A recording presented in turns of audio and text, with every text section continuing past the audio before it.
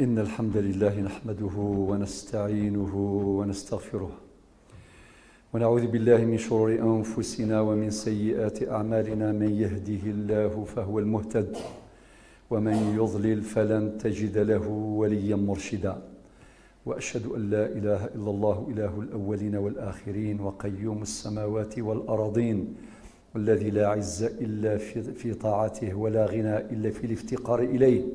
وأشهد أن محمدا عبده ورسوله بلغ الرسالة وأدى الأمانة ونصح الأمة وجاهد في الله حق الجهاد حتى آتاه اليقين. اللهم صل وسلم وبارك عليه وعلى آله الطيبين وصحابته الأكرمين وتابعيه وتابعي تابعيه بإحسان إلى يوم الدين. الهجرة النبوية. الهجرة النبوية غير مجرى التاريخ.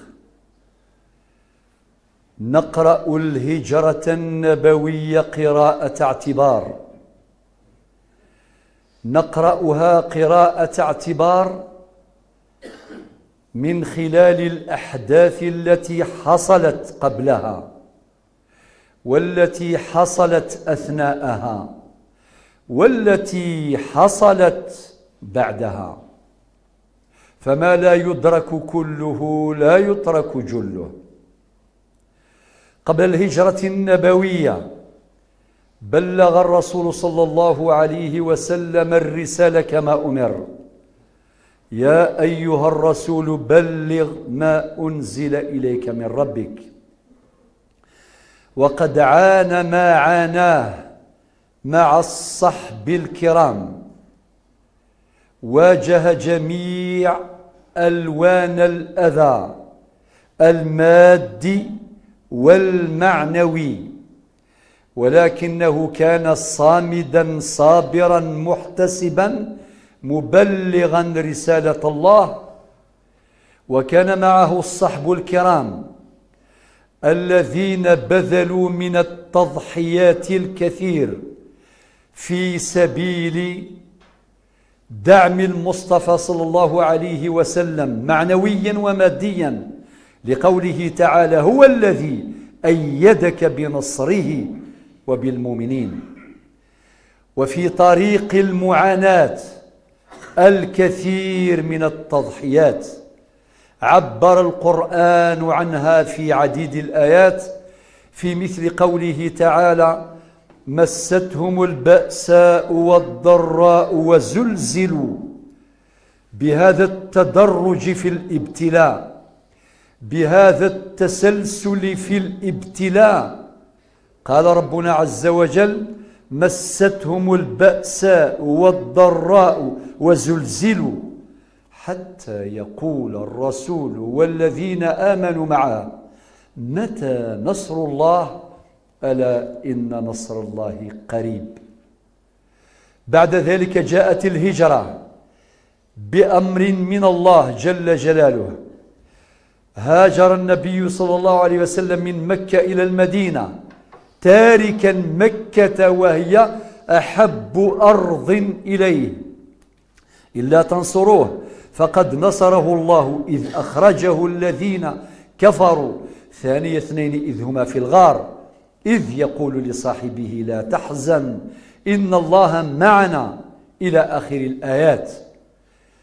وحدثت أحداث كثيرة نتعلم من السيرة الكثير، نتعلم معاني التخطيط والبرمجة والنظر في المستقبليات واستشراف المستقبل من سيرة النبي صلى الله عليه وسلم عبر الأحداث التي وقعت قبل الهجرة وأثناء الهجرة. نتعلم منه أيضا كيف أنه اتخذ الأسباب وتوكل على مسبب الأسباب جل جلاله. استثمر ما هو متاح من وسائل وفرص. كل ذلك نتعلمه من المصطفى صلى الله عليه وسلم قبل الهجرة وأثناء الهجرة النبوية. بعد ذلك وصل الجمع على رأسهم المصطفى صلى الله عليه وسلم ومعه المهاجرون، وصلوا إلى المدينة المنورة، وأهل المدينة من الأنصار يحبون من هاجر إليهم، وتلك خصلة من خصال الأنصار، وقد ذكرها الله عز وجل تخليدا لمآثرهم في سورة الحشر في الآية 10.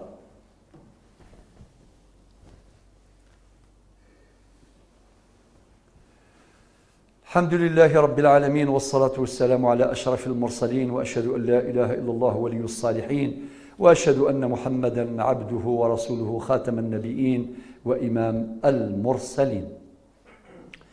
في المدينة المنورة أيضا نأخذ العديد من العبر، كيف أن النبي صلى الله عليه وسلم بنى المسجد، بنى الجامع، ليحقق هذا الجامع رسالته في المجتمع، يحقق الرسالة الإيمانية العقدية التعبدية، والرسالة التربوية الأخلاقية، والرسالة التعليمية، والرسالة الإصلاحية. فهذا الجامع الأول الذي بناه المصطفى صلى الله عليه وسلم هو الأنموذج الذي به يقتدى إلى نهاية الدنيا. وكيف أنه آخى بين المهاجرين والأنصار، وكيف أنه كتب الوثيقة التي نسميها الوثيقة الجامعة. صحيفة المدينة هي الوثيقة الجامعة، هي فعلا جامعة، لأنها جامعة لكل خير، جامعة لكل ما ينفع الإنسان، لكل ما ينفع المسلمين، بل لكل ما ينفع المواطنين بلغة العصر، لكل ما ينفع الرعية، لكل ما ينفع المواطنين في المدينة النبوية المنورة. فهذه الوثيقة الجامعة احتوت على أكثر من 50 بندا من البنود المهمة جدا. أذكر على سبيل المثال كيف أن هذه الوثيقة ركزت على الإنسان، لأنه أساس كل شيء. لا يمكن أن نبني حضارة أو نقيم نهضة، لا يمكن بغير إنسان، أو ننشر دعوة أو نحفظ رسالة. لا بد من الإنسان، هذا الإنسان المتوازن الذي تحفظ له كرامته وتحفظ له حقوقه. فالمصطفى صلى الله عليه وسلم أكد على كرامة الإنسان، وكرامة الإنسان فوق كل اعتبار، لتنسجم الوثيقة مع ما ورد في القرآن، وبالذات في سورة الإسراء في الآية رقم 70، حيث يقول ربنا جل جلاله: ولقد كرمنا بني آدم. فهذه الكرامة لصيقة بالإنسان بحكم آدميته، ولقد كرمنا بني آدم.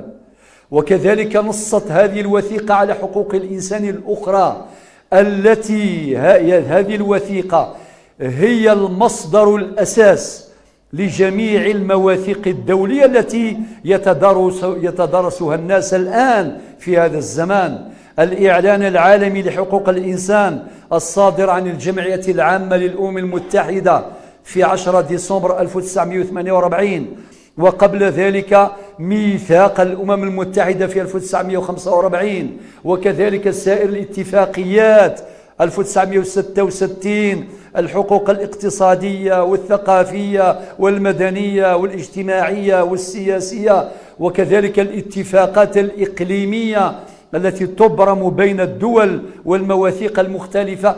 جميعها يعتمد على هذه الوثيقة الجامعة بخصوص ما يسمى حقوق الإنسان. وإن كانت هذه المواثيق الدولية تعامل الناس بالمكاييل، ترجم ذلك أحد الشعراء قائلا: قتل شخص واحد جريمة لا تغتفر، وقتل شعب آمن مسألة فيها نظر.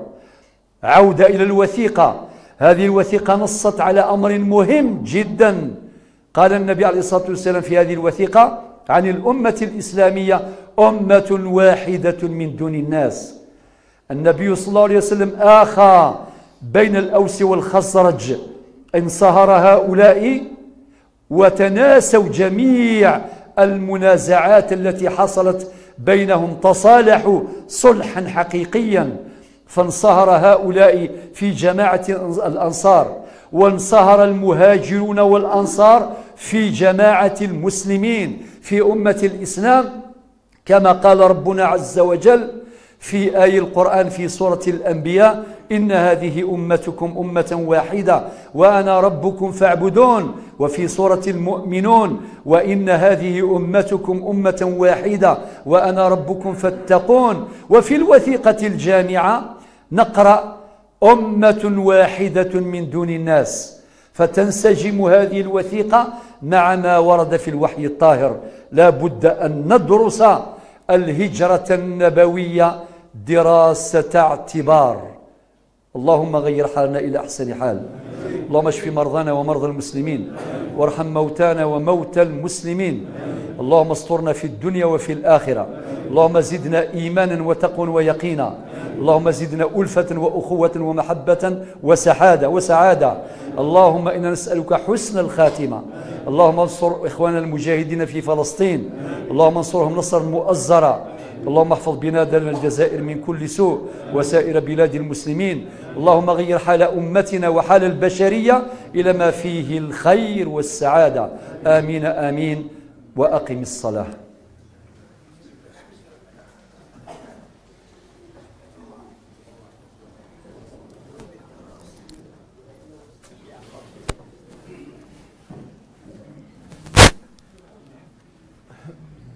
الله أكبر الله أكبر، أشهد أن لا إله إلا الله وأشهد أن محمدا رسول الله. حي على الصلاة حي على الفلاح، قد قامت الصلاة. الله أكبر الله أكبر، لا إله إلا الله. استووا واستقيموا رحمكم الله. الله أكبر. الحمد لله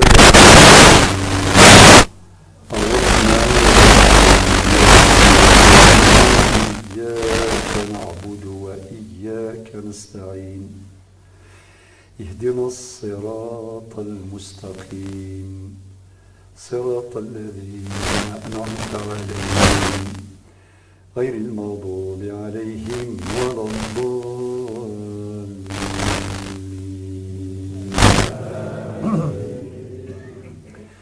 وقل اعملوا فسيرى الله عملكم ورسوله والمؤمنون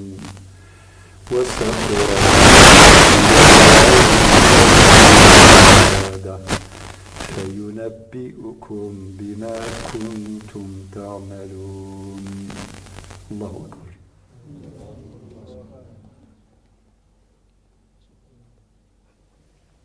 سمع الله لمن حمده. الله أكبر.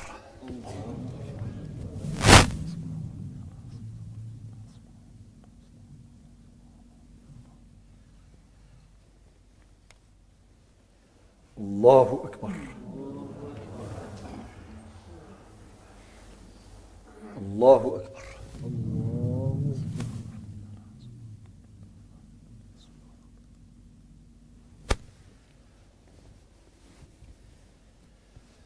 الله أكبر.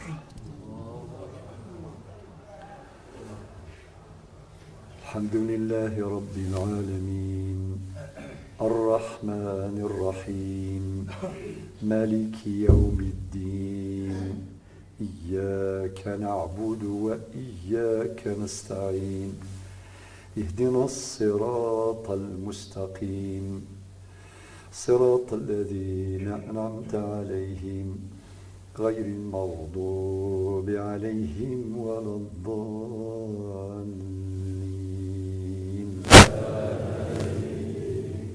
قل هو الله أحد الله الصمد لم يلد ولم يولد ولم يكن له كفوا أحد.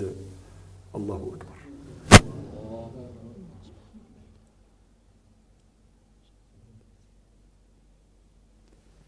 سمع الله لمن حمده.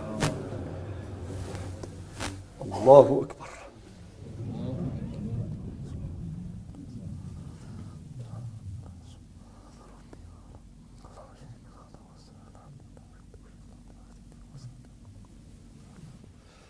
الله أكبر.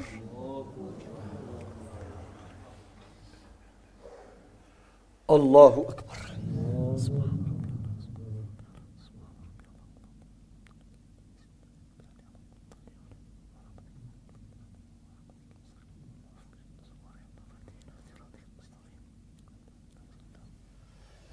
الله أكبر.